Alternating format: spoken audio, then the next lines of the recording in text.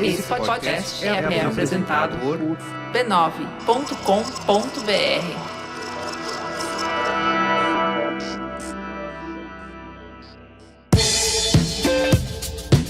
Olá, eu sou o Carlos Merigo, esse é o Braincast número 572. Alexandre Maron, tudo bem? Olá, Braincasters! Há quanto tempo? Pois é, faz tempo, de volta. Luiz Assuda, e aí, Luiz? E aí? Muito bem, ó. Estamos aqui reunidos para finalmente falar de um assunto que nossa audiência tá pedindo faz tempo. É mesmo? É verdade. Olha só. Vocês não vão falar do Blue Sky, do Twitter... Da borboletinha. Da borboletinha. Eu queria evitar, né? Mas vamos finalmente explorar aqui esse fenômeno que tá sendo chamado como que é? Que você falou? Exodus. É Exodus. Exodus. Eu li esse trocadilho safado. Belo trocadilho. Hoje, inclusive. Isso.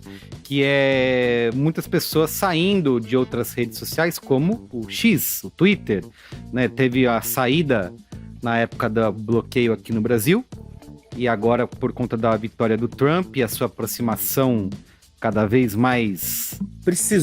Lá nos Estados Unidos precisou realmente o negócio chegar nesse ponto, porque aí eles se tocaram. Puxa então, vida, né? Além dos brasileiros, uma onda de jornalistas, veículos, celebridades migrando do X para outras redes, procurando alternativas menos tóxicas, e o Blue Sky tem surgido aí como a principal opção, atraindo 1 milhão de novos usuários por dia. Atingiu no dia que a gente está gravando, né, uma terça-feira, dia 19 de novembro, o Blue Sky chegou a 20 milhões de usuários, e o Maron mandou um gráfico que ultrapassou o Threads em uns vários ativos, né? Os ativos nos Estados Unidos. Isso, então tem sido aí o Blue Sky, que é uma iniciativa que nasceu dentro do próprio Twitter, né? A gente vai falar disso aqui hoje e discutir se o Blue Sky vai conseguir evitar os erros que transformaram o Twitter em X, né? O que significa essa rede social que se diz descentralizada, onde os próprios usuários podem se moderar, né? Criar o seu próprio algoritmo. É quase o que o Yasuda queria. Quase. Mas nem perto, mas beleza. Tá, vamos lá. Vamos descobrir, tá bom? Mas antes... Ó, siga... Eu faço mais antes agora? Só você? Só eu fiz aqui. Mas antes... Obrigado. Muito bem. Siga @BraincastPod em todas as redes sociais, inclusive no Blue Sky. Estamos lá, tá? Você pode acompanhar os nossos cortes, os nossos anúncios de novos episódios. Quando tem Braincast World Tour, também avisamos por lá. E se inscreva no nosso canal no YouTube, youtube.com/b9. Se ainda não é inscrito ou inscrita, dá o joinha nesse vídeo se você tiver aí, que ajuda bastante a gente com o algoritmo. O YouTube não é nada descentralizado, você tem que nos ajudar contando para ele que você gosta da gente, tá? Por último, torne-se assinante do Braincast lá em b9.com.br/assine, ou tem um botãozinho aí, tornar-se membro no YouTube. Você tem acesso aos Braincasts secretos, que a gente grava aqui falando as verdades absolutas que não cabem nesse programa. E também pode fazer parte da Braincasteria Gourmet, que é o nosso grupo de ouvintes e assistentes lá no Telegram. É isso aí. É isso. Tá chegando o Natal, né? Tá chegando aquele momento. Tá chegando o momento da sua caixinha pro Braincast. É isso aí. Tornar-se membro. Muito bem.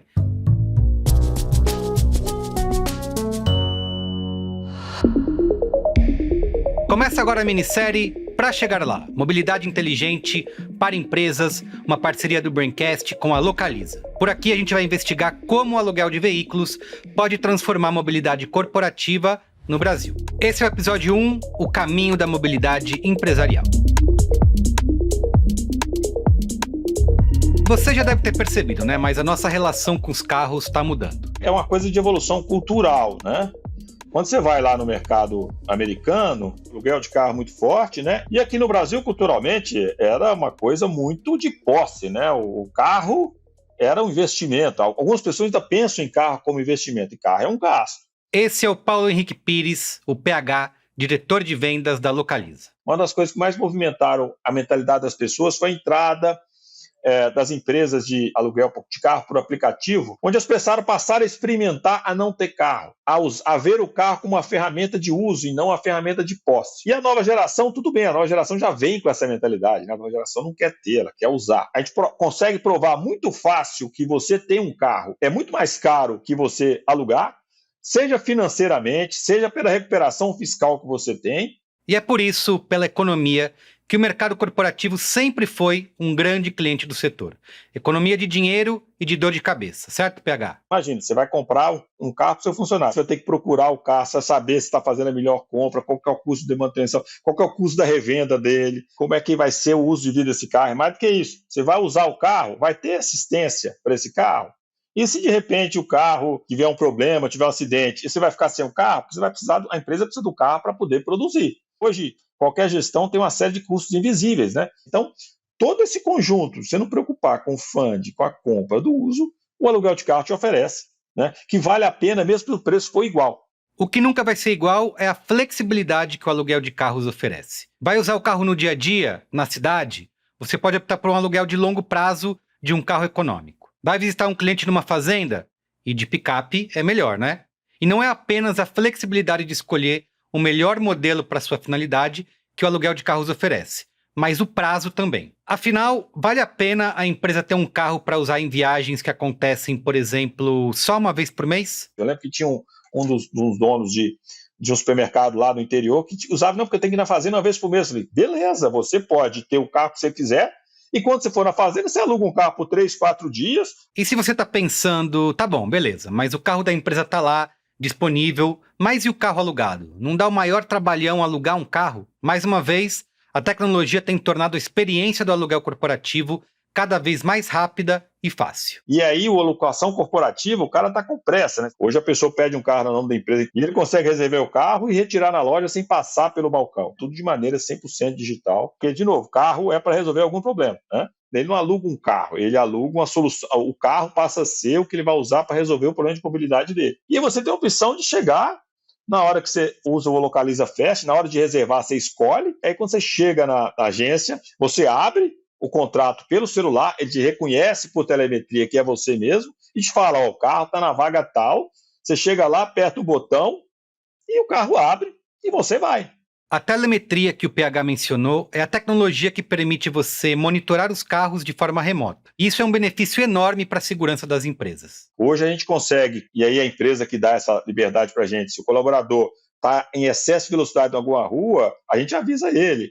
Se o colaborador usa o carro fora da área que a empresa quiser, a gente vai avisar a empresa. Então ela dá um conforto enorme para a empresa saber que o colaborador está dentro das regras de segurança, das políticas de transporte. E se a empresa define que o carro não pode rodar a determinado horário, o carro ligou, a gente vai mandar, olha, ligou. E ele tem um painel hoje, no celular ou no computador do gestor, que dá todo esse tipo de informação. Então você consegue dar todo o suporte de tecnologia que a empresa teria que ter uma empresa medindo tudo isso para poder ter a gestão dele. E a gente usa muito tecnologia, inclusive, para proteger o cliente em relação a roubo e furto. Então, tudo é uma área de tecnologia, previsão de fraude. Se o carro está rodando em determinada rota que não é comum, já acende o alerta, tem a coisa monitorada. O mundo está cada vez mais ágil, cada vez mais flexível, e o aluguel de veículos no ambiente corporativo atende bem essas novas necessidades. No próximo episódio da nossa série Pra Chegar Lá, a gente vai entender como que o aluguel de veículos está revolucionando a mobilidade empresarial na prática. Até lá!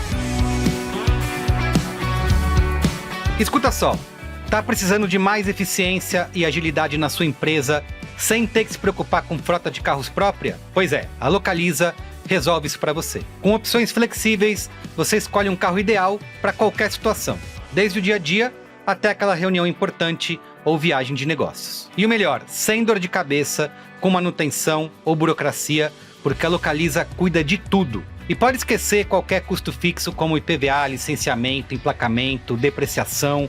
Alugando com a Localiza, você pode investir em áreas mais estratégicas do seu negócio e ainda ter mais segurança com a telemetria, que permite acompanhar e gerenciar o deslocamento dos veículos alugados em tempo real. E a Localiza também está de olho no futuro, tá? Neutralização de carbono frota renovada e retirada digital de veículos, tudo pensado para uma jornada mais sustentável e prática. Então é isso, se você quer um parceiro que vai junto com a sua empresa e ainda facilita a vida, a Localiza é o copiloto certo. Venha transformar a mobilidade corporativa da sua empresa com a Localiza.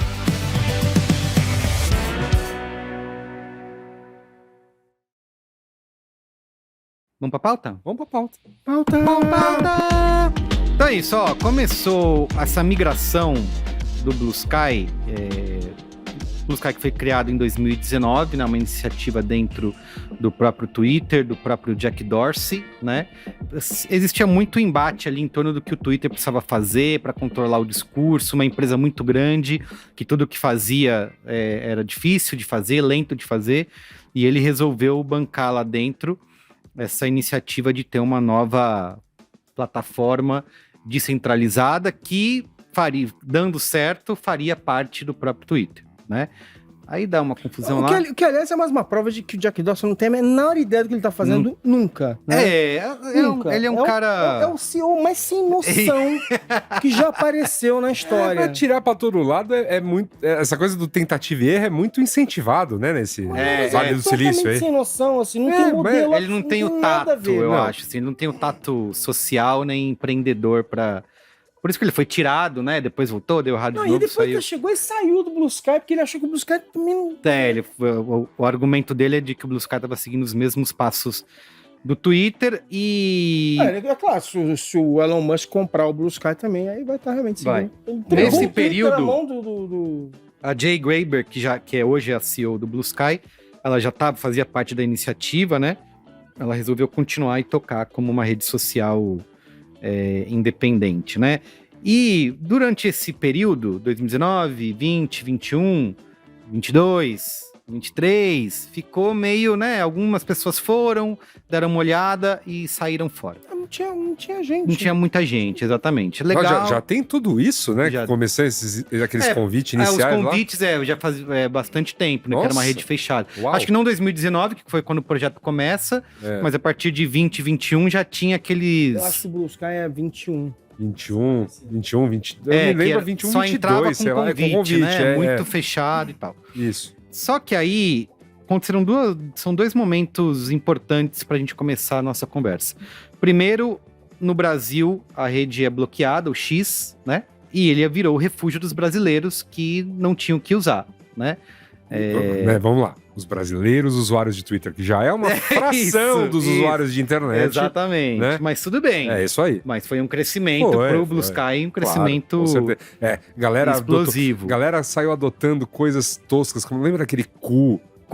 Nossa, é verdade. Coitado dos indianos. Coitado, você viu como eles são ressentidos? São ressentidos? Porque o post do Blue Sky falando alguma coisa do tipo, bem-vindo brasileiro, sabe? Eles foram lá responder, não, é mesmo? Tipo, não conte com isso, assim. Não conte com os brasileiros. Assim, pra manter a sua plataforma viva, não. Mas esses movimentos, em geral, eles foram sempre motivados por alguma distorção na força, alguma falha, algum problema. E aí as pessoas meio que davam uma mexida pra lá e pra cá. Não, vamos lá.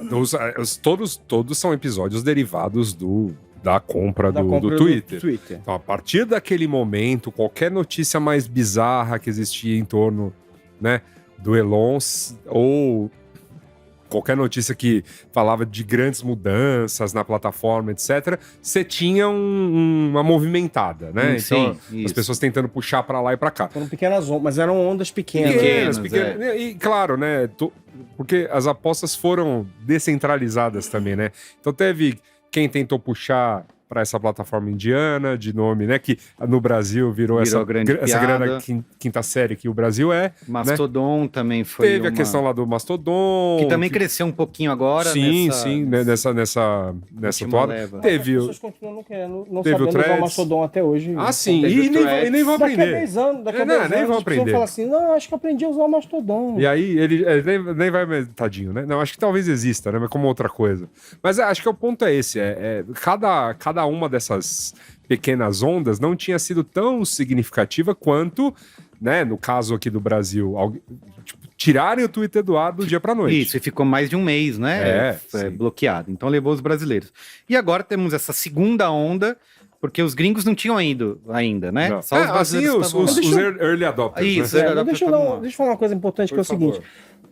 É que assim, isso é uma coisa interessante, né? O Elon Musk compra o Twitter e ele vai fazendo modificações cada vez mais irritantes no Twitter, né? Cada vez mais... Assim, tem uma parte que saiu demitindo um monte de gente, mas isso aí é uma coisa distante o suficiente de quem não é amigo de alguém que trabalha no Twitter, para as pessoas não ficarem tão... Mas aí ele vai fazendo aquela história de tirar as moderações. As verificações e tal, não sei o quê. E aí cria uma confusão, né, bizarríssima, porque aí as pessoas começaram, de zoeira, começaram a criar um verificado e dar o nome de uma coisa conhecida só para zoar, porque aí durante um tempo as pessoas confundiam, né? Eu podia criar um Apple ou alguma coisa diferente e ia estar um verificado lá e confundir a cabeça das pessoas e tal, não sei. Então teve esses momentos incômodos. O momento em que ele destrói o sistema de moderação do Twitter, que estava longe de ser perfeito, mas pelo menos estava lá. Uhum. E aí, acho que a primeira onda também, que de novo, claro, poucas pessoas, mas dentro do Twitter, que também não é uma rede tão grande assim, que é assim, a gente foi abandonando o Twitter. Então, na verdade, acho que a primeira coisa que me aconteceu foi... Eu postava muito no Twitter também. E eu fui cada vez mais me desiludindo e postando cada vez menos. Isso aí. E postando cada vez menos e cada vez menos. Aí eu só ia lá dar uma olhada, porque mal ou bem ainda seguia bastante gente, as pessoas estavam no mundo todo. Eu ia lá dar uma olhada, porque eu também usava para saber o que estava acontecendo no mundo, né? Ver feed, usar como feed. E ver os perfis, né? Ver os perfis de pessoas que eu achava legais. Assim, a gente sempre brinca com isso. Uma parcela muito pequena do Twitter. Mas eu gosto sempre de colocar na mesa, não importa quantos usuários o Twitter tinha, né? Mas foi um palco influente politicamente, né? E jornalisticamente falando, né? Gente, pensa que se a gente sempre soube que no universo de qualquer rede social, né, desde que a gente passou a ter rede social e tal, você tem um número muito pequeno de pessoas que realmente criam para as outras. A maior parte das pessoas está consumindo conteúdo. Isso. Então você sempre tem um grupo pequeno de pessoas que está gerando um movimento, esse tipo de coisa assim. O Twitter, ele era um núcleo muito forte, porque como estava todo... que a gente vê no YouTube. No YouTube, né, um grupo pequeno de pessoas está criando conteúdo para as outras assistirem. No TikTok, idem e tal, não sei o quê. Mas no Twitter, a maior parte das pessoas acaba eventualmente postando. Tá sempre postando também, elas estão postando. Interagindo então tinha uma participação maior ali. E aí eu acho que parte do que está acontecendo agora também tem a ver com o seguinte, eu passei, sei lá, 1 ano e pouco ou mais, que eu fui diminuindo, parei, e aí tinha vários momentos em que aconteceu alguma coisa, e falei assim, putz, tô com saudade de ir lá fazer um comentário jocoso, de fazer um comentário raivoso, seja lá o que for. Eu sinto falta de segunda tela, tá vendo alguma coisa, um evento ao vivo, um jogo do Coringão, e querer reclamar... Você não faz isso? Tô fazendo no Blue Sky. No Blue Sky, no Blue Sky. E eu acho que o ponto ali agora é o seguinte, se a gente tivesse ido pro Blue Sky, se todo mundo tivesse ido pro Blue Sky 2 meses atrás, e ainda assim a massa não fosse suficiente de pessoas para você... Porque assim, acho que a grande novidade foi que as pessoas foram para lá e já tinha gente suficiente para você ter aquela sensação de que tinha esse lugar de... Eu vou ver... a série do dia tal. Vai ter alguém comentando. Tinha alguém comentando também. Eu vou ver o jogo. Verdade. Jogo, então, né? Vou ver o jogo. Vai ter gente comentando. E já tinha... Já começou a ter uma massa crítica que fez a diferença pra você realmente falar assim, pô... Vou continuar aqui. Tanto que quando o Twitter voltou... Se falava assim, né? A galera vai sair toda de volta pro Twitter e isso... Uma parte foi, mas isso não aconteceu, né? Acho que algo que a gente tem que falar aqui, que é um dos benefícios, uma das características do Blue Sky que me ajudou a ficar, é justamente essa possibilidade das pessoas criarem feeds, né, abas próprias com assuntos que elas queiram. Então, por exemplo, falando de futebol, a galera criou lá vários corintianos, então eu segui esse feed, quero só ouvir falar de Corinthians, vou lá, e tem bastante gente falando, então isso incentiva você continuar a interagir. Não, tem uma grande sacada que assim, na verdade, de naming, né, tipo assim, de nome, então que é o Starter Pack, né? Starter Essa Pack ideia de que eu crio uma lista de pessoas e espalho, ofereço pro mundo. Pro bem e pro mal, né? Tanto o Starter Pack para você bloquear pessoas que... Como aconteceu agora há pouco. né? Exato. Então isso... famosamente. Acho que isso é uma característica boa. E teve, continuando, né, para falar desse segundo momento, que aí chega naquele ponto que não dá mais para ignorar, né? O Blue Sky, que agora com a eleição do Trump nos Estados Unidos, ele nomeou o Elon Musk, diz que vai nomear, né? O Elon Musk vai ser a segunda pessoa mais poderosa dos Estados Unidos, né? Com uma pasta que depois olha a coincidência, né? Tem nome de Doge, né? A moedinha que ele tanto incentiva. Exatamente. Que cresceu, ações da Tesla lá para cima, enfim. E nesse dia, o Twitter viveu seu momento de maior êxodo, né? Exodus, que são as pessoas saindo do X e procurando uma alternativa. E justamente nessas últimas semanas é quando o Blue Sky bate esses 20 milhões de usuários, ganhando 1 milhão de usuários novos por dia, e com muita gente que é influente, né, seja celebridade ou entidade jornalística, também anunciando que vai pro Blue Sky. Também não podemos ignorar o fenômeno dos fãs da Taylor Swift. Tá? Sim, Swifties. Esses movem o mundo, né? Exatamente. Swifties também lideraram um movimento de saída do X. E isso tudo colocou o Blue Sky, que já estava na boca dos brasileiros, né? Agora do mundo. Os americanos portanto, exatamente. Então essa é a pergunta, né? De $1 milhão desse episódio de hoje.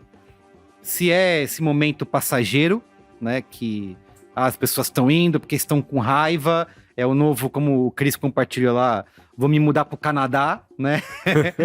Ou se realmente as pessoas que estão fazendo essa migração vão continuar e transformar o Blue Sky nesse Twitter que a gente viveu em eras douradas. Eu acho que, na verdade, tem essas perguntas que você fizeram aí estão quebradas em pedaços, assim. Tipo, porque, por exemplo, eu acho que salvo uma mudança muito grande no X... como, por exemplo, voltar a se chamar Twitter, mas assim, só uma mudança muito grande no que se tornou o X. Tipo, The Onion comprar Eu acho que não, ainda mais no caso dos Estados Unidos, porque assim, lembre-se, aqui, a gente precisou que os caras cortassem o Twitter por um mês. Isso, para que as pessoas realmente dessem o pulo final. Para fazer o desmame, foi direto, né? Corta o cabo, tira da tomada. Isso. Lá nos Estados Unidos, esse movimento está sendo voluntário. As pessoas estão realmente se mudando e tal. Então, por exemplo, acho que uma característica interessante daqui, naquele mês sem Twitter, foi você ir recebendo as pessoas no Blue Sky e vendo elas assim... Ai, mas não tem trending topics. Ah, é verdade. Ai, mas que saudade do Twitter. Quando o Twitter volta, elas ficavam todo dia postando isso. O perfil desse usuário americano que está inundando a timeline do Blue Sky ultimamente é um perfil muito mais, assim, muito de boa. Assim, tipo, sim. Não tá assim, tipo, ai, que saudade do não sei o quê. É assim, ai, que legal, aqui é legal de novo e tal, não sei o quê. Então, acho que assim, tem uma parte da história que eu acho assim, essas perdas... dessas pessoas que saíram do Twitter, eu acho que elas, não tô dizendo que vai acontecer, mas assim, acho que elas tendem a ficar onde elas estão, desde que também o Blue Sky não acabe, né? É uma coisa do tipo assim. Porque andou tendo problemas, né? É uma equipe pequena de 20 pessoas, né? E acabou baleando, né? No antigo... Mas até isso é meio romântico, digamos assim. Eu acho que tem esse componente romântico lá. Nesse momento, o Blue Sky tem um sabor de Twitter em 2011, 2012, sim, entendeu? 2007, 2008. Acho que tem esse, acho que esse o Twitter baleou até 2008. Sim, mas tinha aquele senso de descoberta, aquele senso de... né, parecer que você tá fazendo parte novamente de alguma coisa. Aquele DNA do Twitter tá no Blue Sky, né? As pessoas que... Mas acho que essa sua pergunta, ela é capciosa porque falar assim, vai voltar a ser como antes? Nada vai voltar a ser como antes. Exato. Essa era a outra parte da... Exatamente. Nada vai voltar a ser como antes. Nós não somos mais as mesmas pessoas inocentes, achando que a tecnologia vai mudar o mundo tal qual éramos em 2007. Eu tô achando que a Sura tá tingindo o cabelo, inclusive. Tem um fiozinho branco, né? Não, tá cheio de fio branco, gente.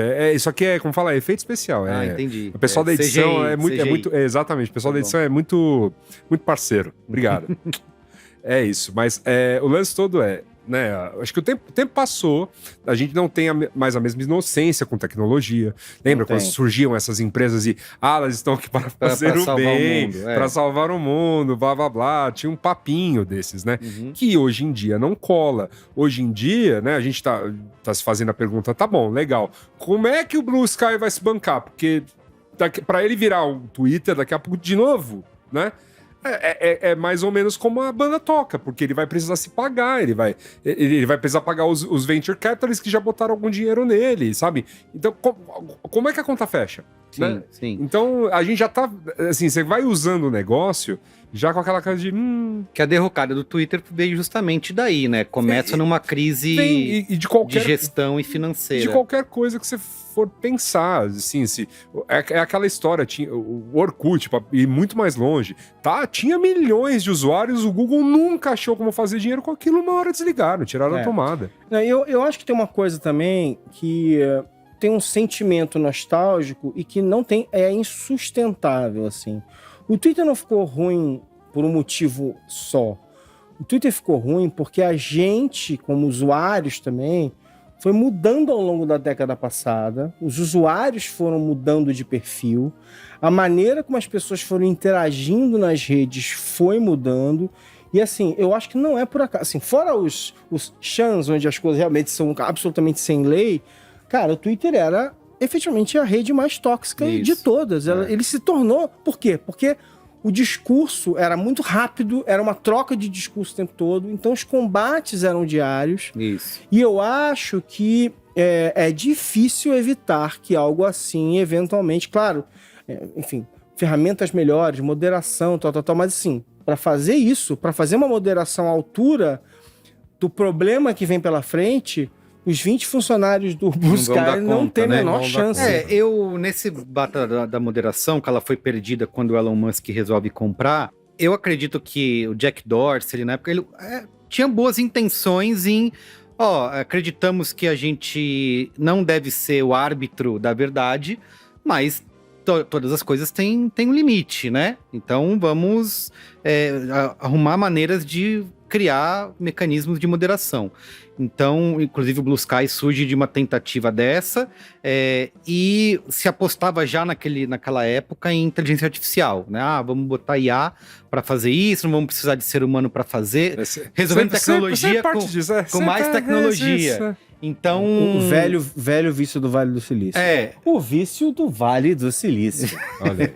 Então, tinha-se essa... Eu acho que tinha boa intenção por trás disso, que acaba quando o Elon Musk resolve comprar e fala, não, moderação... Não, mas é que o Elon Musk vai ser livre... Elon Musk resolver comprar não é causa, é consequência. Porque assim, essa conta nunca fechou, o Twitter nunca deu dinheiro prometido, as pessoas investiram, e aí surge um idiota, para não chamar de louco, para não chamar de mentecapto, qualquer outro xingamento que caiba ao Elon Musk, né? E oferece 40 bilhas. 44 bilhões, que é um valor assim, nossa, não, tanto é que não sei se você lembra como era a história. Ele desistiu. E as pessoas foram falar, não. Você vai comprar. Você vai comprar. Porque no momento que ele faz a oferta, mexe em preço de ação. Os acionistas... Ele se ferrou muito por conta disso, né? Mas olha só, gente. Assim, não tô defendendo o Elon Musk. Claro que não. Nunca, mas só pra... Ele foi e não sei, não acompanho mais... Eu não tô acessando mais o X, mas ele era um tuiteiro viciado, né? De tuitar o tempo inteiro, de falar o tempo inteiro. Inclusive, depois de um dos acordos que ele acabou fazendo, de ter uma babá de Twitter do lado dele para poder aprovar que tweet ele poderia fazer. E numa dessa, ele tweetou... começou assim, né? Eu amo isso aqui. E alguém falou, por que você não compra? Aí ele falou, quanto será que vale? Aí vai nessa. Aí 44 bilhões e foi obrigado a... Não, porque o foi obrigado também não foi daí, né? Ele começam umas negociações, eles sentam à mesa, definem um preço.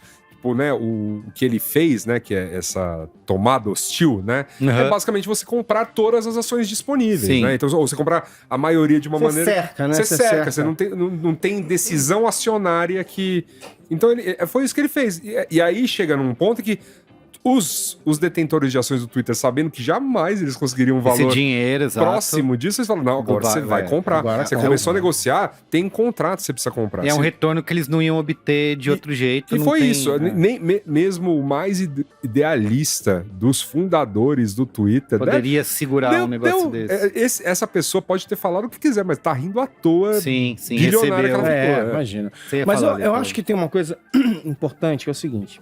Principalmente do século, 19 para cá, o século 20 foi muito pródigo nesses acontecimentos, que é o seguinte.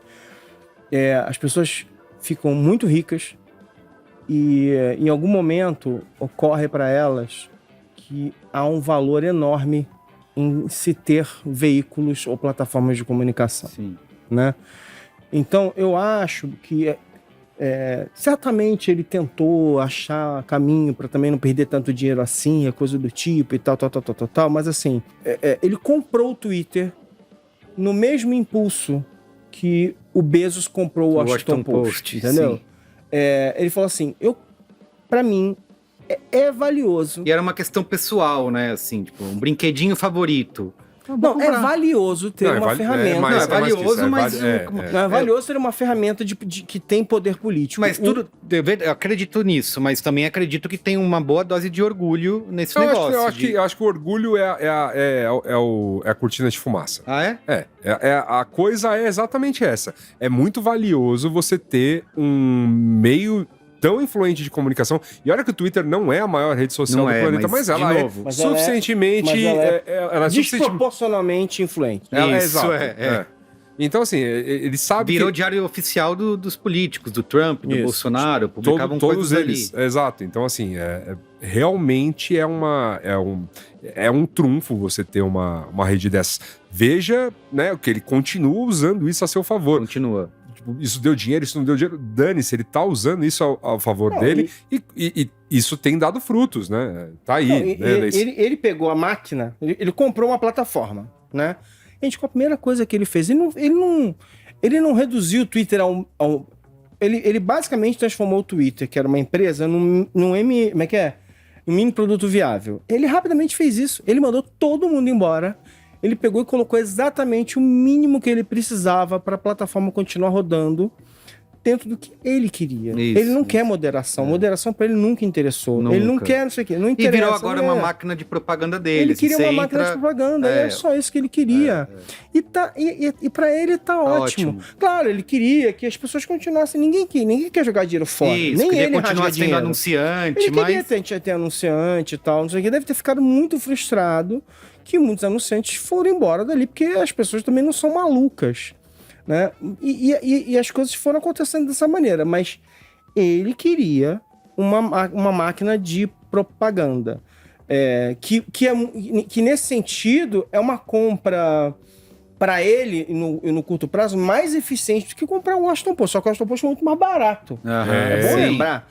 O cara comprou o Washington Post por $250 milhões. Claro que ele botou dinheiro lá para manter a operação funcionando depois disso. E agora também nas eleições é uma operação muito barata. E assim, você ter uma marca como o Washington Post que opera na capital dos Estados Unidos e realmente pode influenciar no discurso público e tal, não sei o quê, certamente foi valioso pro Bezos e tal. Mas ele operou de outra maneira, enfim. O Bezos não tô falando que o Bezos é bonzinho, não. Mas o Bezos tem uma maneira de operar que é um pouco mais sutil do que a maneira do Elon Musk. Ele tem outro jeito de operar nesse universo. Ele é mais discreto, né? Sim. A gente vai saber que ele tem um barco maluco e precisa desmontar uma ponte, remontar uma ponte para passar, porque alguém fala. Ele não vai falar isso para ninguém, para tirar onda e tal. E o Elon Musk faz questão de fazer então, isso. Assim, ele é mais discreto.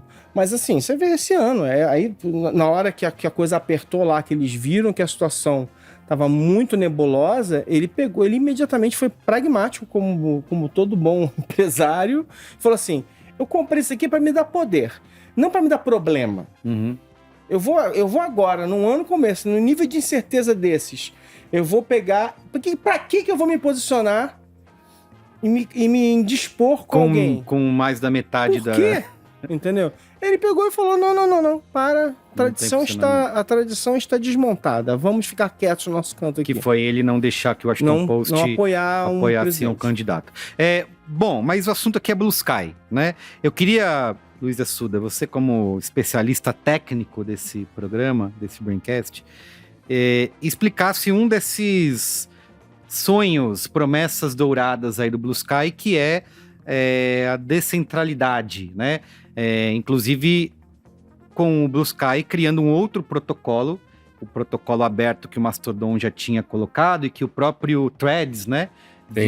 Tem começado a integrar, né? Isso. Explica aí, o que é essa... Descentralizados são basicamente como funcionam todas as outras ferramentas da internet que não são as redes sociais, né? Então pensa no e-mail, você pode ter um e-mail de qualquer serviço e a gente vai conseguir mandar e-mail um pro outro. Ah, sim. Né? Você não precisa ter um Gmail para receber um e-mail do Gmail. Exatamente, tá, você pode ter um e-mail de qualquer, né? Exatamente. Então assim, pensa quando a gente começou a ter blogs e os blogs tinham aquela coisa de trocar um texto com outro, mas cada um tinha sua própria infraestrutura, seu site, seu endereço, sua plataforma rodando que variava, mas hoje invariavelmente é o WordPress. Sim. Então é isso. E tudo isso, gente, todas essas tecnologias rodam em cima de protocolos. Então tem diversos protocolos, dos mais básicos de troca de informação, né, que é o HTTP, que é aquele que aparece no endereço quando você abre um site, é um protocolo, Sim. Mas existem tantos outros. Bom, beleza. Dito isto,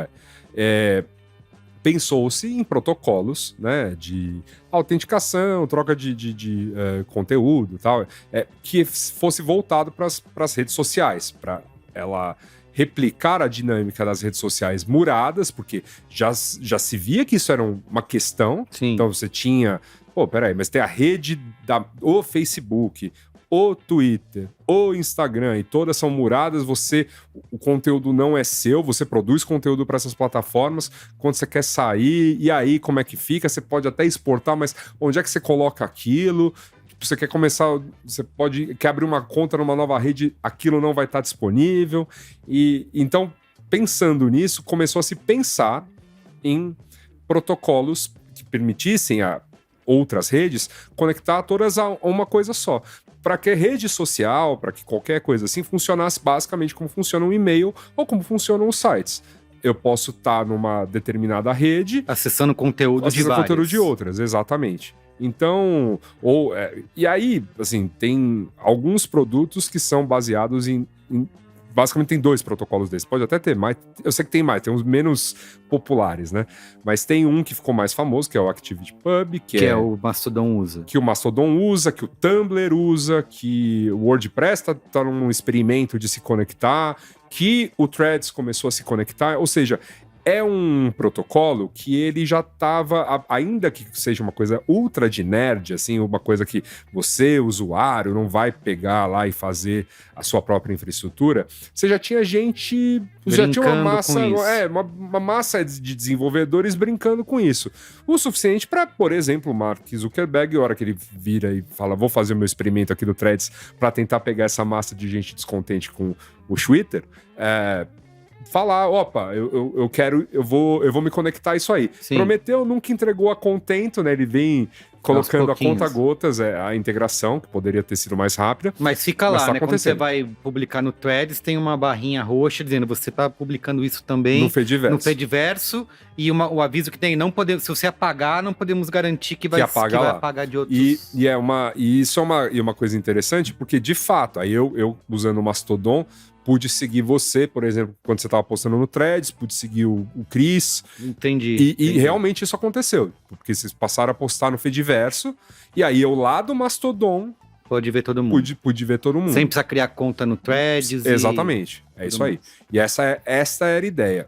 Aí vem o Blue Sky com um protocolo dele que só ele usa. Que é o AT. Que é o AT protocolo. Que beleza, tudo, não é que assim, não é permitido você ter novos protocolos, mas assim, vai ter uma galera usando, sabe, um protocolo aí. A W3C, né, que fala sobre padrões, né, protocolos que viram padrões para o melhor funcionamento do que a gente chama de www, né? Ela falou, olha, esse protocolo que é o ActivityPub, ele é bom, assim, ele é nele que a gente deveria apostar, assim, é uma coisa bacana. Você vai criar um serviço que você quer uma rede social que seja aberta, aposta nele. Porque você não precisa ser o Mastodon. O Mastodon tá pro ActivityPub, assim como o WordPress, que você usa para blog, tá para a rede de sites. Então você não precisa usar o WordPress para ter um site, você não precisa usar,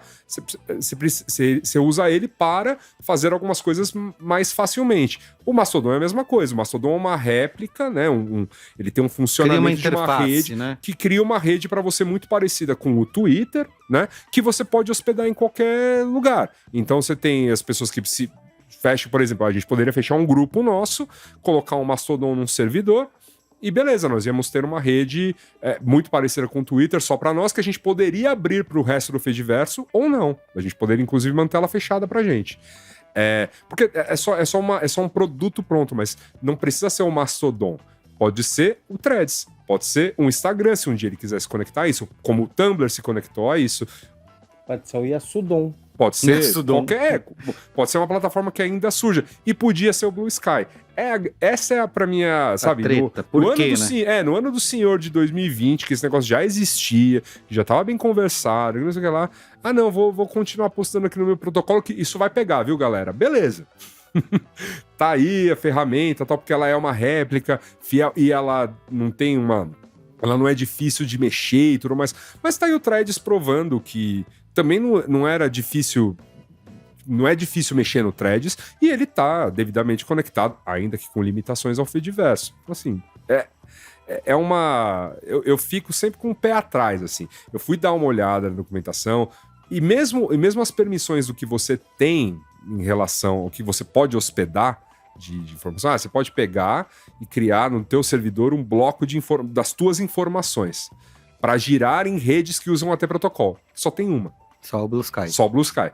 Então, beleza, tudo bem, é bem intencionado. Tipo, se amanhã tirarem o Blue Sky da tomada, o conteúdo continua seu. Você que se vire para criar fazer isso. Para botar ele em outro lugar. Exato, mas em tese ele continua seu. O que é uma coisa interessante. Mas é bem diferente da ideia de descentralização, sim, que talvez essas outras plataformas falem, que não é apenas uma questão o protocolo permite que as ferramentas sejam descentralizadas. Eu não dependo só da existência do Blue Sky. Porque, assim, novamente, com o Mastodon eu posso seguir gente do Threads, poderia seguir gente do negócio que existe, que é muito parecido com o Instagram, mas que tá registrado, né, que registra coisas com a ActivityPub. Poderia seguir gente do Tumblr poderia me seguir. Então, assim, não depende de nenhuma empresa, de nenhum...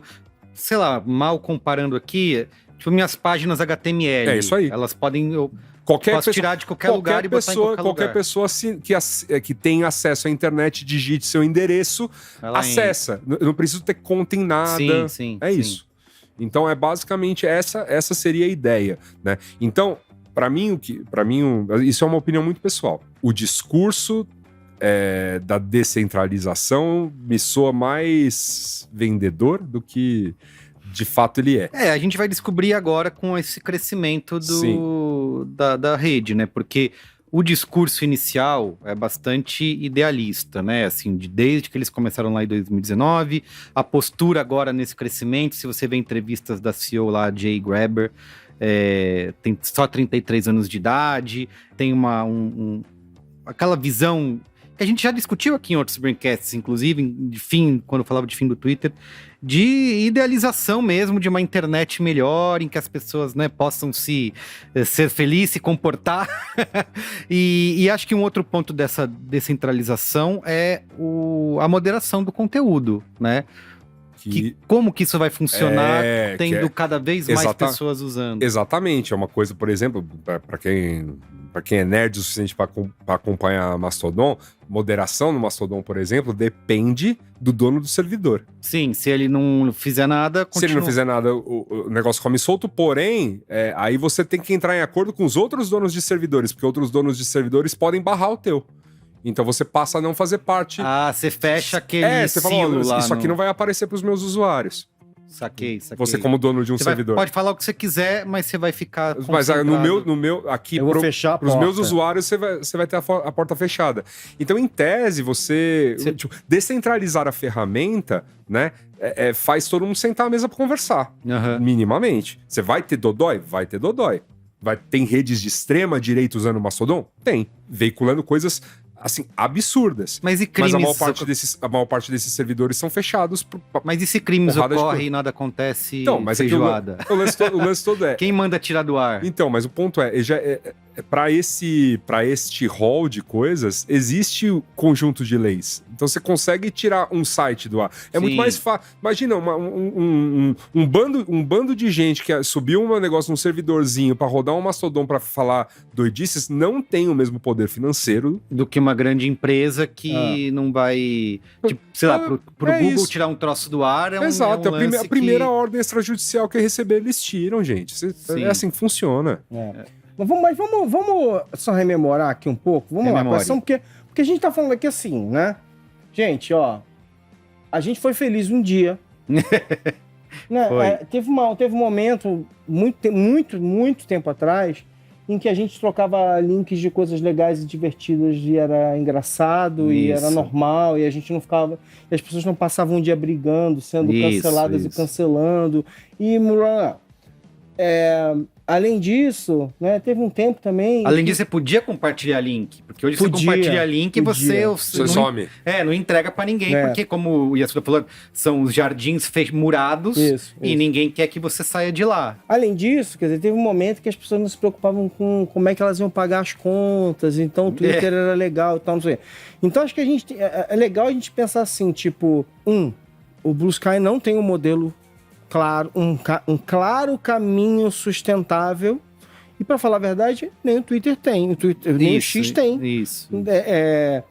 O X não tem um modelo. O modelo sustentável do X é ele ter valor político para o seu dono, para que ele continue existindo. Eles tentaram com anúncios, né? E tentaram com negócio de assinaturas lá, que inclusive vivem passando chapéu pra eles galera vão oferecer assinar. Agora. E é engraçado porque assim, mas o que eu acho interessante da maneira como o Twitter do Elon Musk opera é que é uma coisa meio tipo de qualquer maneira, né? Eles criaram lá um modelo os modelos deles de monetização é um modelo assim absolutamente bagunçado. Você tem que gerar, como é que é? As pessoas pagam a assinatura. Aí você tem que fazer outras pessoas assinarem. É uma pirâmide, é um negócio completamente maluco, porque realmente o cara não tá nem aí pra absolutamente nada, né? E tem um monte de regras, tem que criar X conteúdos pra gente, não sei o quê. Mas assim, o Blue Sky não há nenhum indício de que o Blue Sky tem um modelo realmente sustentável para manter ele funcionando pelos próximos 10, 15 anos. Pra gente daqui a 10 anos tá falando, isso aqui já foi bom dia, não sei o que. A gente não sabe se ele vai chegar lá. Isso é fato e tal. E não existe mais, na época do Twitter, se existia uma crença, né, ainda na internet de que não, vai dar certo, vamos lá. Eu acho que hoje não tem muita... não tem essa inocência hoje em dia. Não tem essa paciência pra esperar. Não, sabe que assim, se essa plataforma crescer demais e não se sustentar, das duas, ou ela vai fechar ou ela vai ser vendida pra um bilionário. Então assim, vai... não tem um muito dono, né? Inclusive hoje, por mais que tenha esse discurso, ela tem um dono, né? Sim, eu acho que acho que assim, eu acho que um bom exemplo de como a gente mudou nos últimos anos, assim, tipo, quando a onda da IA começou alguns poucos anos atrás, se isso tivesse acontecido 15 anos atrás, as pessoas iam ser muito mais inocentes. Não, imagina, que legal, essa tecnologia com certeza será usada para o bem. Haverá pessoas que usarão para o mal. Isso, mas vai ser... Não, assim, as pessoas receberam Claro que você sempre tem os entusiastas e tal, que simplesmente acham que tudo é maravilhoso e tal. Mas as pessoas receberam com muito ceticismo, muito mais ceticismo do que antes. Assim. A gente tá mais cascudo agora. A gente viu que dá errado. Assim, a gente aqui mesmo, se você for ouvir o Braincast aqui, a gente teve os nossos momentos que a gente não imagina, vai dar tudo certo. Sou ludita. É isso, né? Total. Então a gente achava esse tipo de coisa e tal. O Blue Sky, se você der pra ele tempo suficiente, ele vai dar problema. Ele vai te dar problema, não se preocupe. É que eu acho que, assim, o Twitter, como era uma empresa, antes da venda, né? Como era uma empresa que queria se viabilizar de alguma maneira, não sabia como, mas queria se viabilizar de alguma maneira, o Twitter pelo menos tentou. Então, assim, era absolutamente falho, assim como o Instagram é falho, enfim. Gente com mais dinheiro do que o Twitter está falhando todos os dias na moderação. O TikTok está falhando todos os dias na moderação, né? Então, assim, é falho, mas pelo menos há uma demonstração dessas empresas de uma tentativa de ter algum sistema de pé para resolver esses problemas que a gente sabe que vão acontecer. Parte deles também, assim, com força de lei, né? Então... Não, lei... Não, mas assim, lei... Mas também, assim, principalmente lá nos Estados Unidos, né? Começa com... Se for ruim para os negócios, você já começa a se mexer, né? Se falar em regulamentação nos Estados Unidos, eles já se mexem para autorregular, porque sabe que é isso. Exatamente. Mas o papo foi esse, porque, assim, regulou-se na Europa, olha... Não, se não fosse a Europa, já, aliás, a internet realmente... Se a internet é uma bagunça que é hoje, com tudo que tem, mas, assim, se não fosse a Europa... cair em cima desses caras, a gente já está numa situação ainda pior, né? Porque todos os modelos de, pelo menos, tentativa de regulamentação e de civilizar essas big techs vem da Europa, não vem dos Estados Unidos. Entendeu? Vem de um lugar onde há cheio de imperfeições, cheio de escrotices também, mas onde há, pelo menos... uma experiência anterior de que, assim, se a gente não fizer uma coisa, dá merda. E aí eles fizeram algumas coisas para minimamente regular esses ambientes e tal, e tentar enfrentar algumas dos absurdos desses ambientes aí e tal. Mas eu acho que, assim, eu posso apostar com você que, dado o tempo suficiente, os problemas Blue Sky dará problemas pra gente, até rimando pra ficar... Isso.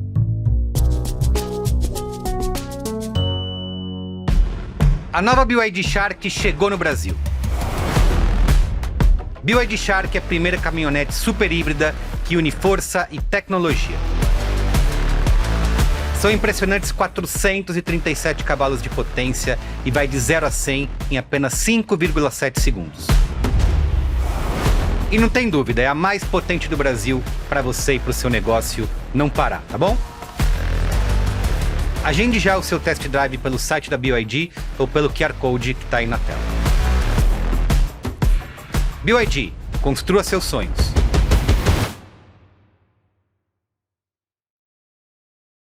Eu acho que a gente está nesse momento, né, dessa gravação, num Blue Sky mimetizando a cultura que a gente tinha no Twitter, naquele período áureo, que eu acho que é uma grande diferença de outras redes sociais, que o próprio Threads não conseguiu fazer, que é esse senso de pertencimento das pessoas, né, nesse grupo, que parece que está todo mundo no mesmo lugar, compartilhando das mesmas coisas, consumindo as mesmas coisas e se divertindo com as mesmas coisas. Mas, novamente, né? Isso é bastante ilusório.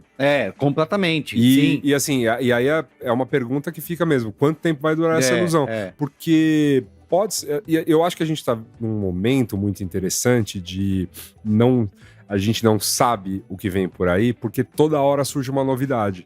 E assim, é interessante, se tem uma coisa muito interessante desse tempo meio maluco que a gente vive, é olhar esse fenômeno das tendências que vão surgindo e que são vapores e que são coisas que a gente sabe que não dá em nada, né?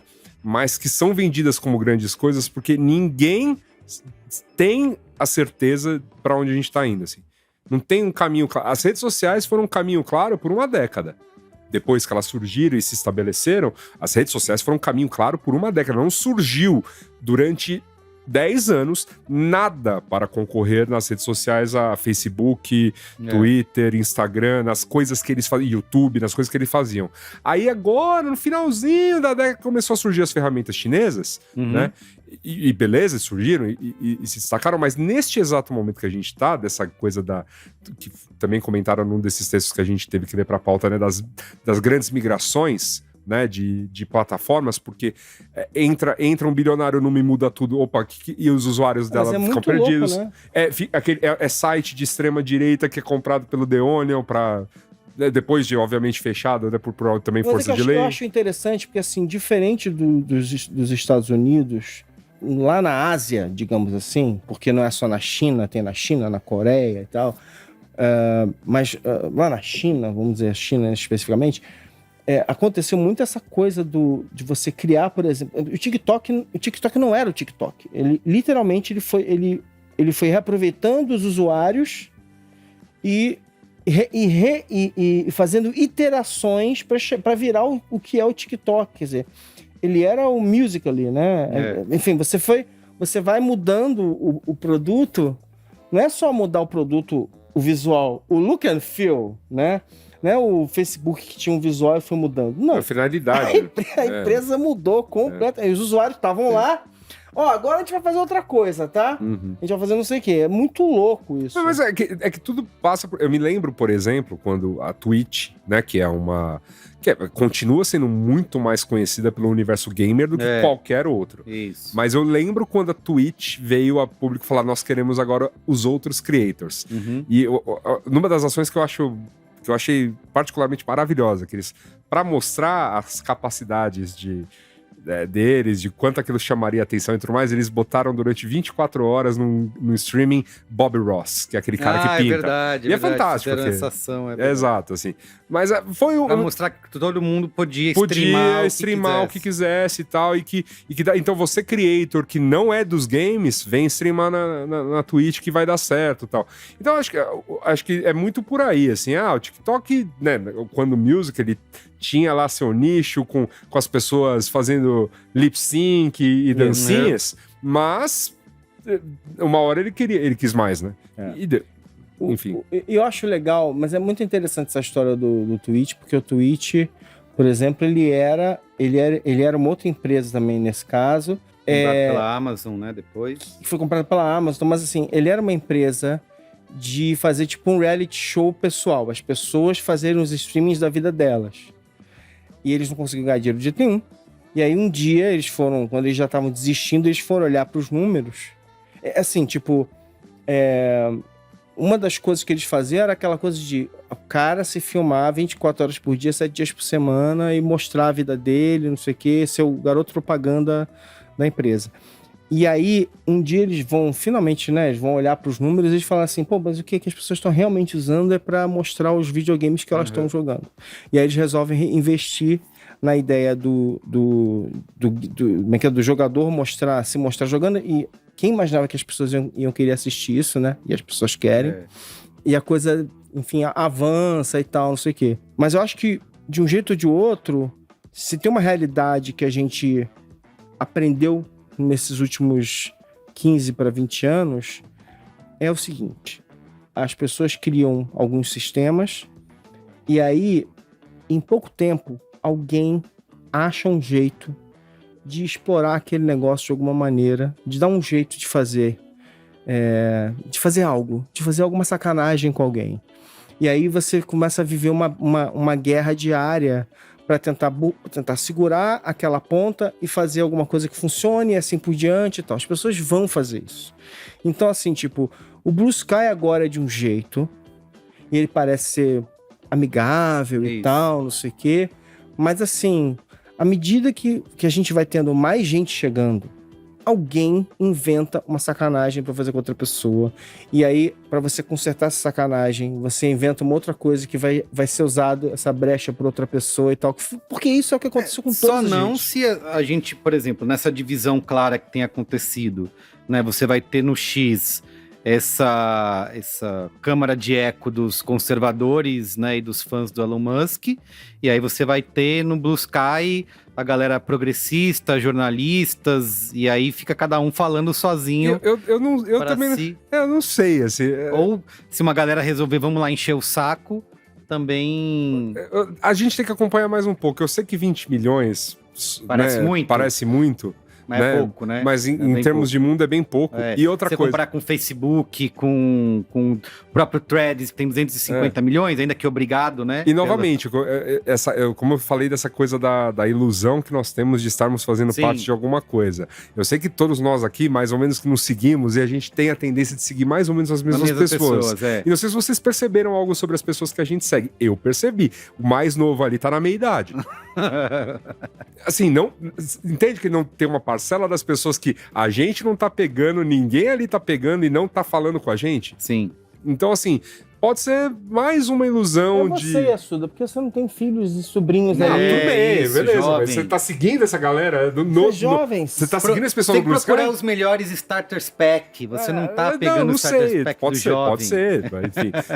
mas eu acho que você tem outras redes em que isso acontece de uma maneira mais... Natural. Você sabe As pessoas que eu sigo no Instagram são de variadas idades. Isso, né? Você sabe que a pessoa é velha quando a única maneira dela ter contato com o novo é via filhos. Tendo filho, filhos senão não vê nada de novo. É isso. Aí você sabe. Você não chegou nesse ponto. Não cheguei, não. Pra Você não é o gente cara jovem? Eu sou jovem. caminhar pro final, eu queria colocar 2 pontos aqui. Primeiro, a gente falar do Threads, né? Por que ele eu falei em identidade, né, em pertencimento, por que o Threads não conseguiu? Porque se eu tivesse que apostar, eu jamais apostaria porque eu sempre erro, mas há alguns meses atrás, quando ficou essa briga de quem que vai substituir o Twitter, eu ia falar, putz, vai ser o Threads. Por conta da força, tamanho, né? do tamanho, eles botaram dentro do Instagram praticamente. E de cara saiu, né, com 200 milhões de usuários. Eu acho que o Threads vai ganhar, mas não consegue. Por quê? Ele tem um algoritmo que não valoriza esse senso de pertencimento que eu falei.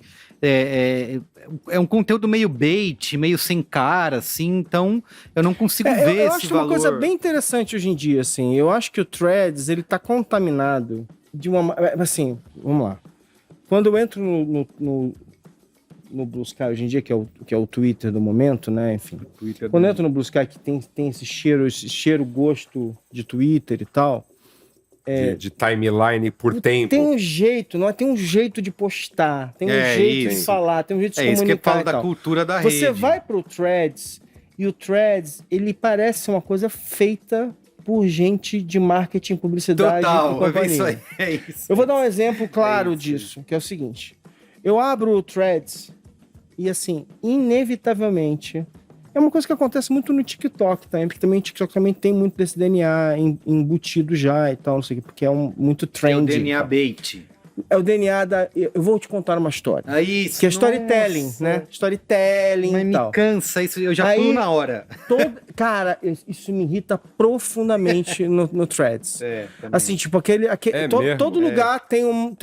Não, até porque como é uma thread, né? A pessoa já se sente estimulada. E já vê... A ferramenta, ela te estimula a criar uma coisa escrever um textão. Fanfic, o Facebook tudo all mais. over again, né? A escrever um texto em capitulinhos, entendeu? Então eu escrevo uma coisinha, aí eu pulo pro próximo thread, aí escrevo mais um Hoje aconteceu a maior coisa, não sei o que era nada da minha vida. E vou te contar por quê. E aí é você. E aí vai. Mas tem muito essa coisa da historinha. Tem. Da historinha, e eu conto uma coisa. Assim, eu não te perguntei e às vezes não tem nada. Então vamos lá, por que isso não tá dando certo? As pessoas já não estão fazendo isso no LinkedIn? Mas é um pouco isso, entendeu? Ah, sim, é isso, gente. Eu já tenho uma rede pra fazer fanfic, né? O Threads, ele tá no meio, ele tá num ponto ali, que é um ponto, não é um ponto de encontro, é um ponto cego. Ele não tem uma função, porque assim, as pessoas que já estão no Instagram, elas já fazem mais ou menos o que elas querem no Instagram. Tanto que, elas olham pro Threads e não estão interessadas. Compara os números que você mandou. Você tem Blue Sky com 20 milhões de usuários, Threads com 250 milhões de usuários. E o Blue Sky já ultrapassou o Threads em usuários ativos, que é um número que interessa. Não, porque todo mundo tá usando agora, né? Tá descobrindo a ferramenta. Mas elas estão no Threads, mas não continuam. Não fiz nenhum esforço. O que não significa que vão continuar no Blue Sky. Porque, novamente, a gente tá no meio da subida. Lembra? Gente, eu gosto de fazer... A gente podia fazer um programa que chama Cemitério cemitério do hype, assim. Eu gosto de usar, às vezes, exemplos de coisas que falaram que é o seu futuro da comunicação que dura 2 meses. Clubhouse, por exemplo. Metaverso. E a gente sabe, a gente fala dessas coisas. Delírio coletivo. Não, metaverso acho que foi pior, porque aí sim a Meta meteu 10 bilhões nessa iniciativa. É que eles continuam acreditando, com óculos lá do... Opa, vai voando, a gente falou disso também. Acho que o Clubhouse é mais ridículo nesse sentido, porque... Mas lembra o tanto de gente que apostou que aquilo era o futuro da comunicação? Acabou todo o resto. Acabou Twitter, acabou podcast. No meio da pandemia ainda, nossa. No meio da pandemia. Descobriram o Zeitgeist. É isso. 2 meses. Durou 2 meses, cara. Então a gente não sabe, a gente tá no meio da subida do Blue Sky, pode ser que as pessoas olhem e falem, de fato, galera, 2012 não vai voltar. E beleza.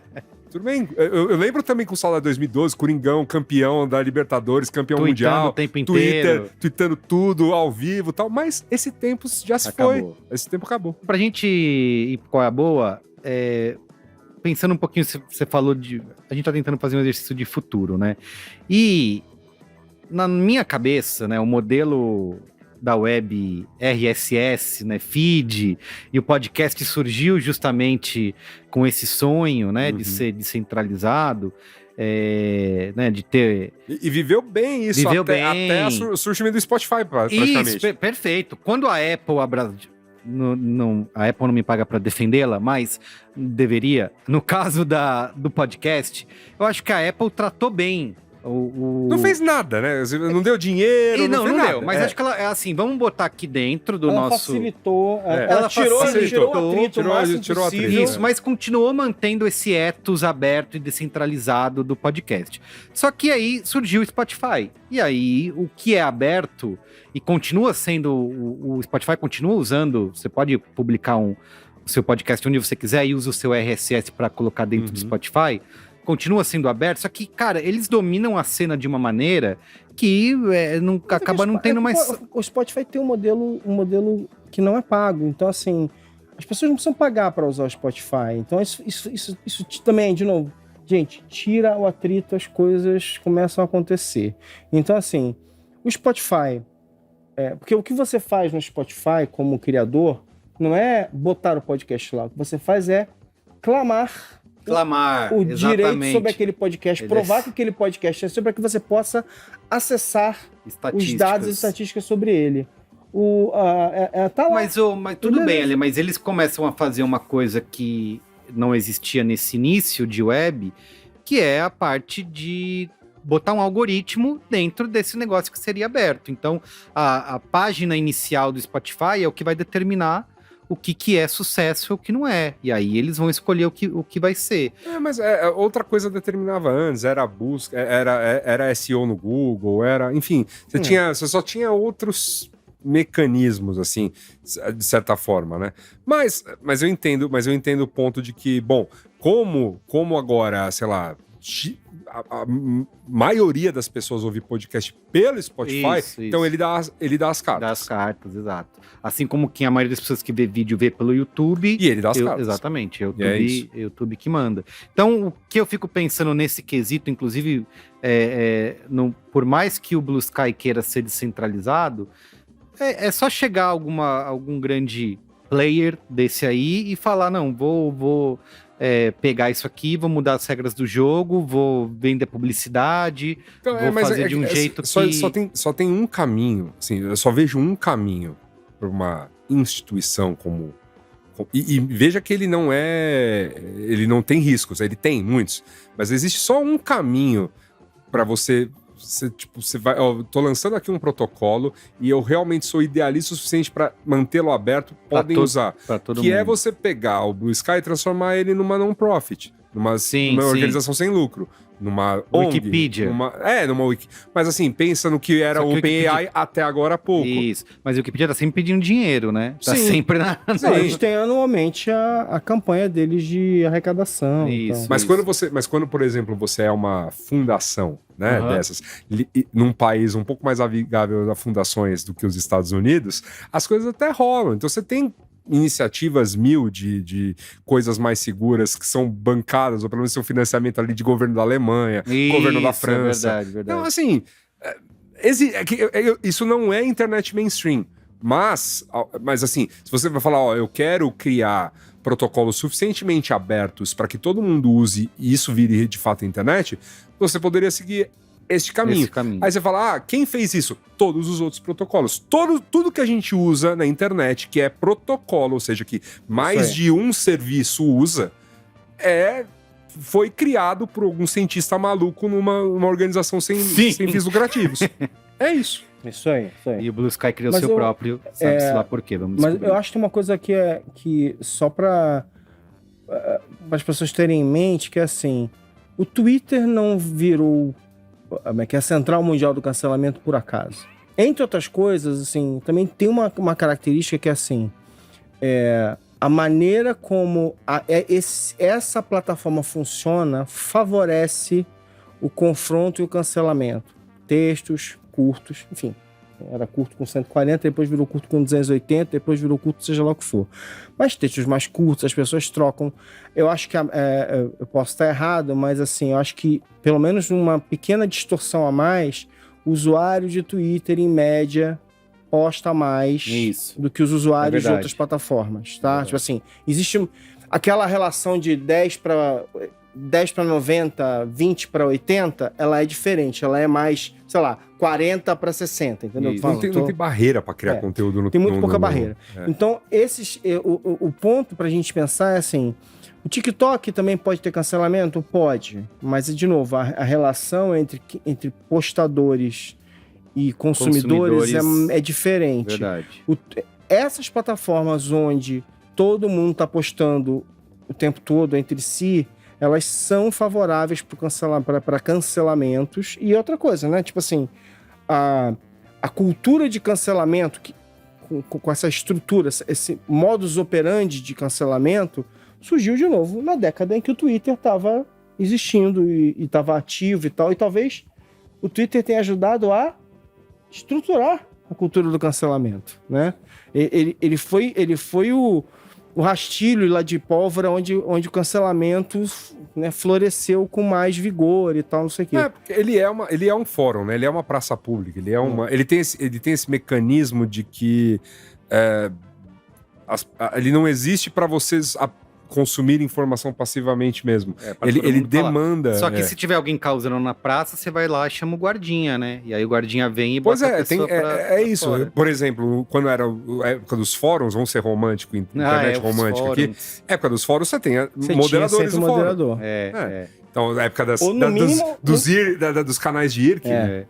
Nem que o moderador fosse pelo menos uma pessoa pra você ficar com ódio e saber de quem você tinha ódio. Exatamente. É isso aí. Porque às vezes também ele tomava decisões arbitrárias, porque ele era um ser humano, né? Uma única pessoa tomando decisões de realmente, vamos tirar essa pessoa daqui ou não. Hoje, é claro, o jogo ficou muito mais complexo do que ser moderador de fórum, né? Mas existe mesmo. Qualquer plataforma em que você fizer as pessoas trocarem coisas e ainda dá incentivos para que elas façam isso, para chamarem mais atenção, que foi o que os algoritmos fizeram aí ao longo das últimas 2 décadas, você vai ter esse comportamento sendo recompensado, né? Então, essa que é a verdade. As pessoas fazem o que fazem porque esse comportamento é recompensado. Sim. Mas e por fim, assim, acho que um pouco do que ele falou, para amarrando aqui, é o seguinte, acho que se o Blue Sky consegue se consolidar como uma Wikipedia da vida, uma fundação que consegue fundo daqui e dali. Que nunca vai ser uma rede... Ele não precisa ser gigantesco. Isso, que era uma cobrança do Twitter. Ele precisa ter o tamanho suficiente para se sustentar. E ele pode ser exatamente, sei lá, ele pode ser uma rede que se basta em si mesma, quer dizer. Ele pode ser a Mozilla, ele pode ser, sabe, tem várias coisas dessas, assim, que não é não pega todo mundo da internet, mas tá lá, e é legal. Isso, mas resta ver, mesmo que ele consiga se manter dessa maneira, que eu acho que é um bom caminho, porque o Twitter caiu pela cobrança, né, de crescer, e como que a gente vai fazer para continuar crescendo e inovando. Isso pode ser uma maneira, mas a ver se essa influência política e cultural que o Twitter conseguiu alcançar, se o Blue Sky também vai conseguir. E não me parece o caso, assim. principalmente por essa divisão que existe, né? Eu acho que ela pode ser uma plataforma divertida para usuários que gostavam desse Twitter antigo, continuar ali compartilhando. Eu faço os meus feeds personalizados, sigo a galera do Corinthians, do cinema, que eu gosto de acompanhar. Mas aquele negócio de, sei lá, um político, uma celebridade twitta e aquilo vira cobertura da imprensa, não sei se o Blue Sky vai conseguir ter essa... eu acho não sei se precisa, mas... enfim... Depende, assim, para ter impacto cultural, ele não é que ele precisa crescer indefinidamente, mas ele precisa crescer para um tamanho que ele não tem ainda. Exato. E tem que ter os power users lá. Tem que fazer barulho, tem que ter os usuários, tem que ter uma série de componentes que ele não necessariamente tem. Mas, de qualquer maneira, certamente para ter o impacto que o Twitter teve um dia, ele certamente precisaria crescer. E para ele crescer, aí ele vai ter todas as dores. Alguém falou quando o Jornal Nacional botou a assinaturinha com Blue Sky, a borboletinha. Inclusive, chama Blue Sky porque era o projeto dentro do Twitter visando libertar o passarinho que ia voar pelo céu azul. Que fofo, né? Que fofo. Muito bem. A ver, né? Continuaremos acompanhando isso. essa história. Vamos ver o que vem por aí. Isso, não sabemos ainda. É isso aí.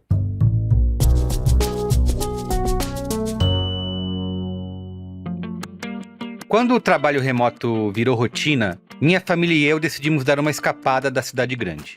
Até já gravamos um Braincast falando sobre isso. A gente queria um lugar especial e pelo Airbnb aproveitamos aquelas várias opções de busca e de filtros para encontrar uma casa de cinema em Ilhabela. A casa era incrível, ficava no alto da montanha e tinha uma vista de tirar o fôlego. De um lado a gente tinha a Mata Atlântica e do outro o Mar Azul. Sério, dava até para avistar baleias enquanto eu tomava café no jardim da casa. A gente passou um mês inteiro lá, curtindo a tranquilidade e o contato com a natureza, enquanto as crianças podiam se divertir numa piscina só pra gente, algo que não seria possível num hotel. Como você deve imaginar, foi uma experiência única que nos permitiu desacelerar e aproveitar a vida de um jeito que a gente nem imaginava. Nesse período, até pudemos receber amigos e pessoas da família para almoço nos finais de semana. E o Airbnb realmente fez toda a diferença nessa hora. Então, não deixe de buscar pelo selo preferido dos hóspedes, que é uma coleção com milhões de acomodações que fazem mais sucesso lá no Airbnb, com base em avaliações, comentários e confiabilidade. Perfeito. Vamos para a boa? Vamos. Quer começar? Já tem? Eu tenho cinema. Cinema. Porque, né... Peguei aí os últimos dias, tive férias, tal, para acompanhar produções cinematográficas e, né, consegui assistir praticamente, né, não foi na estreia, mas foi neste fim de semana do aclamadíssimo, né, Ainda Estou Aqui. Salas burburinho, a Bia Fiorotto ia me zoar, que eu sempre falo burburinho. Salas lotadas. Eu achei uma boa, assim, eu fui num cinema bem comercial e 3 salas exibindo para dar conta, assim. Né, dentro de um shopping, né? Sim, então, sim. Não tô falando... Não é no reserva cultural. Exatamente, Então, assim, legal, assim, muito interessante o burburinho.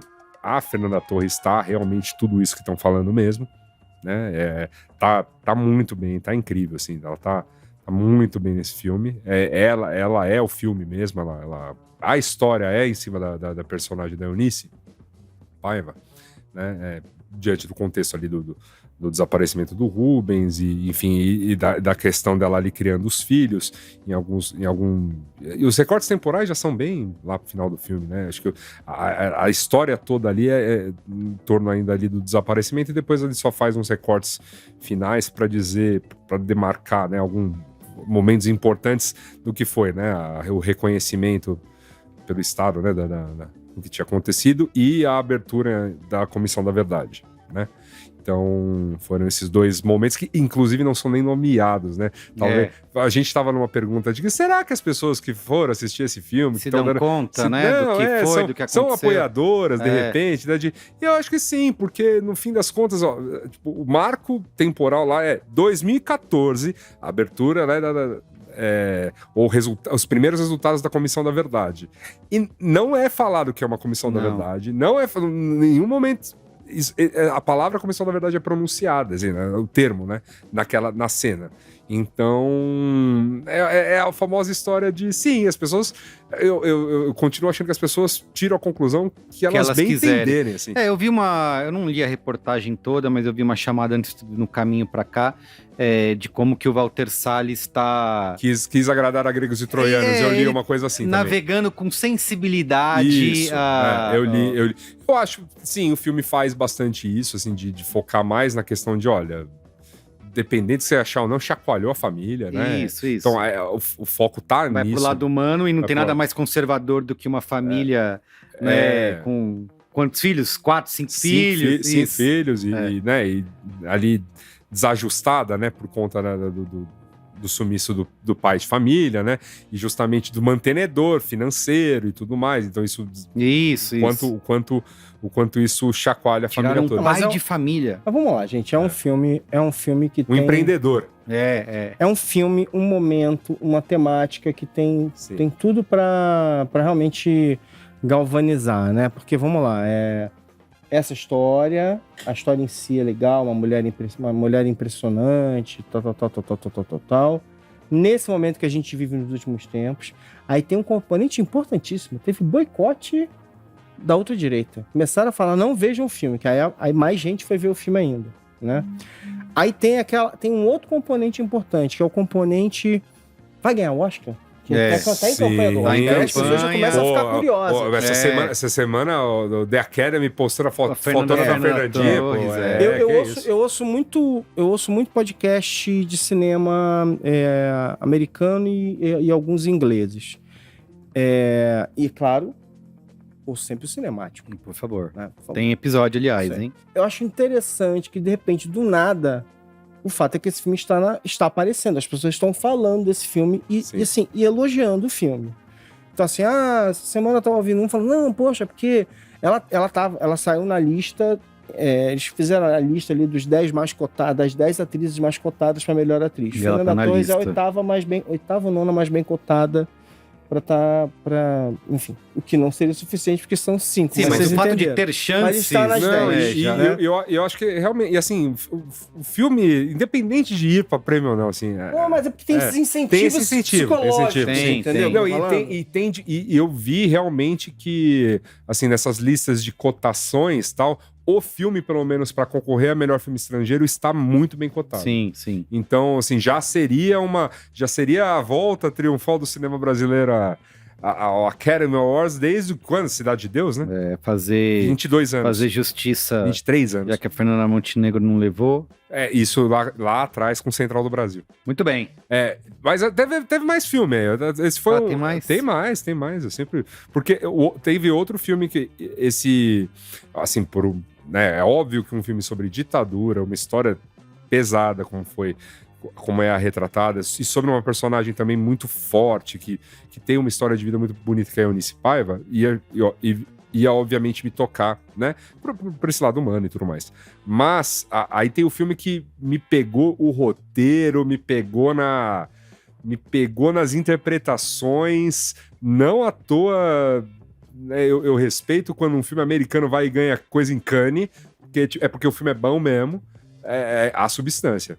Uhum. Que filme maneiro. Temos reações. Cinemático. Não, mas que filme maneiro. Esse sim, que filme. Assim, não tô desmerecendo outro, não. Mas é um filme que me chama a atenção pelo filme, sabe? A história é construída no filme, um roteiro interessante, cheio de referências ao terror, né? Desde cineastas, né?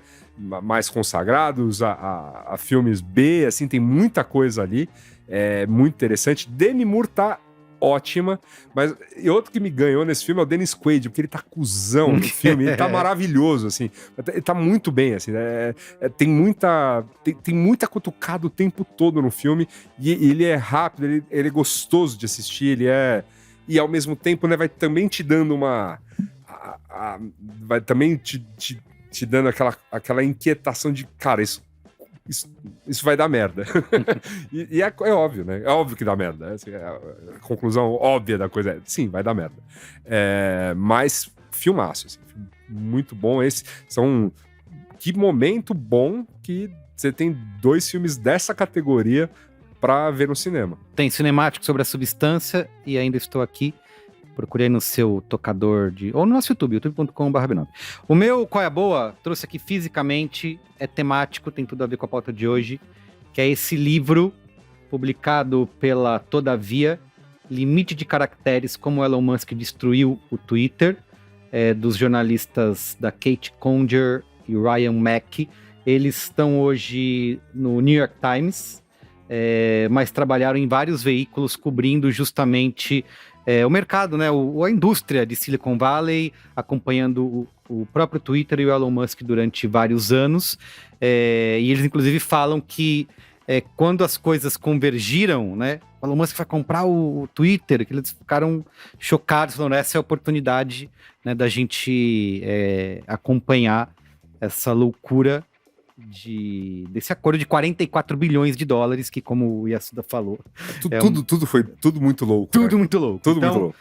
Nesse livro eles vão contar essa história, é extremamente recente, acabou de sair, eles citam muito o Brasil aqui, né, porque o Brasil, grande usuário de Twitter, fala inclusive da invasão de Brasília lá, né, da Praça dos Três Poderes, e cara, eu não consigo parar de ler, eu não terminei ainda, mas tem aquele estilo, eu já falei aqui que eu gosto muito de documentário e gosto muito de dramas corporativos, né? Eu acho até que o título em inglês é meio que até um trocadilho com o caráter, como é que é? O caráter limitado, né? Ah, tá, pode ser, eu não sei o título. Limite de caráter, uma coisa exatamente, assim. Exatamente, pode ser. E eles têm esse estilinho de fazer quase um true crime, ainda não morreu ninguém, né? Que a gente saiba, por enquanto. Morreu o menino Twitter, né? Exatamente, morreu o Twitter. Mas eles vão escrevendo dessa forma que é muito uma narrativa como se eles estivessem lá. Que eu entendo, né? A gente tem que dar uma balanceada, porque numa noite úmida de não sei quando, Jack Dorsey molha o seu Doritos no molho, né? Você sabe que tem uma ficcionalizada ali, mas por isso mesmo é muito gostoso de ler e não consigo parar. Eles vão contar todas essas histórias e eu acho que é o mais interessante eles não poupam, obviamente, críticas, né, à personalidade do Elon Musk, mas é inevitável não dar uma humanizada, né? É um cara escroto, né? Ególatra. Pronto, humanizou. Ele é humano, ele é ególatra, escroto. Ele é, mas... O problema é que ele tem bilhões, né? Isso, é um pouco isso. É um cara que... Se você é ególatra e pobre... Exatamente, nada acontece. Nada acontece. Mas quando você é ególatra e você tem muito dinheiro... e você pode fazer o que você quiser, acontece isso. Ele vai lá e compra o seu brinquedinho favorito. Cara, então, a famosa história de você é ególatra e pobre, o máximo que você faz é abrir um podcast. Então ele vai contar de todo o processo vai juntando as duas coisas, né? De crescimento do Elon Musk, de derrocada do Twitter, como as coisas se encontram, de como o Elon Musk era um cara viciado no Twitter e que falava coisas o tempo inteiro e precisou ter gente acompanhando porque ele estava sendo, inclusive, processado por conta disso, derrubando ações ou aumentando ações de empresa por conta de tweets que ele fazia. Conta também do surgimento do Blue Sky, né, de como ele sai de dentro do Twitter. Enfim... é uma leitura imperdível. E, cara, eu já leio imaginando uma minissérie, acho que da Apple, né? Acho que para a Apple TV poderia comprar os direitos do livro. Assim como eles fizeram o livro do WeWork. Filme do... Não, eu acho que minissérie é o formato ideal para tudo. Eu acho que nem filme, nem série com 10 temporadas. Minissérie de 8 episódios é o formato que Deus criou pra gente. Formato da felicidade. Isso aí. Então, leiam o Limite de Caracteres, como Elon Musk destruiu o Twitter. Comprei lá na festa do livro da USP, com descontos imperdíveis. Nunca mais vou deixar de frequentar. USP, sempre. Cara, eu achei que era tudo balela, né? Não existe isso de desconto. É incentivo à leitura. Eu falei, vou lá, não vai ter nada barato. Vai ser, o livro custa 50, eles vão dizer que custa 100 pra cobrar 70. Mas livro não faz isso, né? Realmente, descontos... Acho que o que a indústria do livro, o grande da indústria do livro é assim, eles têm que ter uma política clara de desconto, senão eles se ferram. Porque eles têm outros... É um negócio mega complicado. Pensou. Fiz a festinha... Lá na festa do livro, Fiz a festa na banquinha da Todavia. Recomendo. Finaliza aí, Alexandre. Eu vou falar de livro também. Enfim, vou falar uma coisa um pouquinho multimídia, sem querer, mas é assim. Gente, eu gosto muito do pessoal da Pipoca Nanquim. Os caras são legais, já fizeram um programa com a gente, já fizemos, né? Também já gastei vários dinheirinhos lá com eles. Bom, eles lançaram um negócio que assim, eu tenho o original argentino, original da década retrasada, né? Eu comprei em 2009. Que é o Eternauta? Putz, você tá na minha lista, mas custa uma bala. Gente, assim, vale cada centavo, tá? Eles lançaram uma edição. Chegou pra mim, que eu comprei eu não cheguei a comprar na pré-venda, eu comprei perto do prazo e paguei um preço legal na Amazon. Lá vai o Alexandre me fazer gastar dinheiro. E assim... 150 pila nesse momento. Não, mas o preço dele, o preço cheio é quase R$200. 219. É uma arte... Quer dizer, quando eu era Marvete, eu achava esses desenhos todos uma porcaria, né, e tal, não sei o quê. À medida que você vai crescendo e vai vendo coisas diferentes, eu acho que assim, talvez o Marvete vai falar, ai, que coisa ruim. Porque não é um quadrinho, não é um quadrinho... Mas é o seguinte... É estilizado. É uma história em quadrinhos de 1956, saiu entre 56 e 59, formato de folhetim, tá? De um autor que ele é um cara, assim, absolutamente fora de série, um argentino, chamado Hector Ostenfeld, tá? E a história desse Ostenfeld é um negócio, assim, de chorar, tinha que ter filme sobre ele. O cara era um escritor fora de série, fantástico, mas ele também era um cara... mega militante, e a Argentina era diferente naquela época, né? Então ele montou a editora, e aí juntava e fez uma cooperativa com desenhistas e artistas e tal, não sei o quê. Aí ele briga com o governo militar, e ele acaba tendo que se esconder, ele acaba tendo que não sei o quê, e ele termina, gente, ele e a família dele inteira foram assassinados pelo governo militar, pela ditadura militar argentina, tá? 78, se eu não me engano. É uma história, é uma tragédia, porque ele usou a arte dele para protestar contra o governo e ele acabou sendo esmagado por uma das ditaduras mais sanguinárias da América do Sul e tal, não sei o quê. Mas enfim, a história é uma história de ficção científica, tá? Eu vou falar muito pouco. Quem que é o Francisco Solano Lopes? É o desenhista. Absolutamente sensacional. É um mundo em que tem uma espécie de neve que começa... Quando ela toca, as pessoas, elas enfim, vão ficar doentes e morrer e tal, não sei o quê. Então você precisa um traje para conseguir sair nessa neve e tal.